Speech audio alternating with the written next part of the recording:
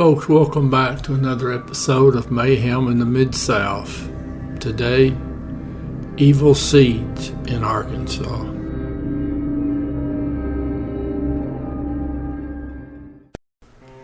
Spend most of our time looking at a horrific crime that occurred in the state of Arkansas. But now these evil men we're going to be discussing, they were traipsing around from one end of the country to the other. They were a supremacy group, a hate group. Now most of the information primarily going to come from the United States 8th Circuit during an appellate hearing for one of the suspects. Now, this group, there was the daddy, and he had two of his sons. He actually had, I think, about 7 or 8 sons, but these two in particular. And there were a couple other fellows that primarily were part of their little group. Now, they were involved in a variety of criminal activity, and their goal, purpose in life was to promote and fund a white supremacy organization. Now, they called themselves some fancy sounding name. In fact, that fancy sounding name is going to be used against them later when the federal government puts a RICO statue on them. Now, they were wanting to copy themselves and emulate themselves after another white supremacist who was shot and killed by the police after a multi-state crime wave. Now, what this group did, they mainly supplied guns to other supremacy groups, and of course they made their money by robbing banks and kidnapping. Nothing of a legal sort. Now, their goal was to start an independent country in the Pacific Northwest. Now, this new country of theirs would be only white people, and they were going to keep their population growing by the practice of polygamy.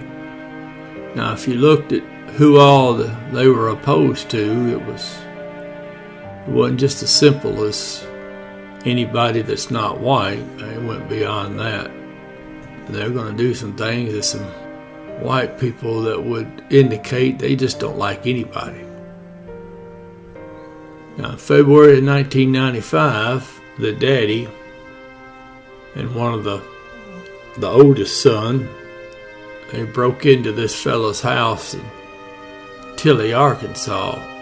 Now, this fellow had a federal firearms license, so he was legally a gun dealer. They hit his place and they got a whole bunch of weapons and ammunition. So now Daddy and the sons and their helpers, they transported all their stolen property from there in Tilly all the way out to Spokane, Washington. And they had a room or two there at a hotel, the Shadows Motel. Now, in 1995, in June, so just a few months later, that oldest son and one of their helpers, they kidnapped and robbed a couple, Malcolm and Jill Friedman. Now, they owned a grocery store in Colville, Washington. Now, they supposedly targeted them because they thought they were Jewish. Well, they weren't, but any event. Now, they got about $15,000 out of the Friedmans. Now, they used that money, they bought them some property in Priest River, Idaho. January of 1996, that eldest son and one of the helpers, they went back to that fellow's property in Tilly, Arkansas. William Mueller and his wife Nancy, and they had an 8-year-old daughter, Sarah. So the story goes, they got to the house and the Muellers weren't there. I think they'd been at a gun show. Well, they came back. Well, the two evildoers, they were inside the house. They were posing as federal agents. They had on ball caps and raid jackets, and they pretty well looked the part. So the family gets back and they jump them. So now they tie up Mr. and Mrs. Mueller and they interrogate the 8-year-old, wanting to know the location of money and specifically, and if there's any other guns on the property that they hadn't found yet. Now, supposedly they tortured the little girl. So now she tells them whatever she knows, and they get the money. Now the firearms, this Mr. Mueller fella, he's got them in a trailer that he carries them in when he goes to gun shows. So they murder the family.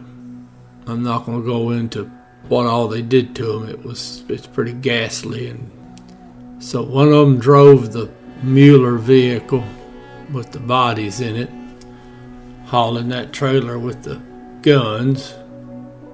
And they went over to the Illinois bayou, and they dumped the bodies there in the bayou. Now they had weighted down each of the bodies with rocks. They transferred all the guns from the trailer to their vehicle, and they hid the victim's vehicle in the trailer in the woods. Now, they wouldn't find those bodies till late June of 1996. Bodies ended up in Lake Dardanelle near Russellville, Arkansas. Now, they went to Spokane, Washington with their ill-gotten gain from the robbery and murder. They were moving about the country. They went and visited their mom and daddy in Yaak, Montana, and they were in Arizona and Texas. They were selling all those guns they had stolen from Mr. Mueller and all the other goodies. I think he had coins and some other items. Now, while the oldest son was in Texas, he told his younger brother that was a part of this group, told him how they had disguised themselves as federal officers with the raid jackets and caps and how they had ambushed the Muellers. He went into detail about how they'd killed the family and disposed of the bodies. Now, February 15th of 1997, they'd been at a gun show in Cincinnati. And the two brothers, they got stopped by the police in Wilmington, Ohio. Well, during this traffic stop, the oldest brother gets to grappling with one of the officers, tries to get back in the truck, and while they're scuffling, the other brother gets out and he fires shots at the police, and police fire shots back. Everybody gets away, nobody gets hurt.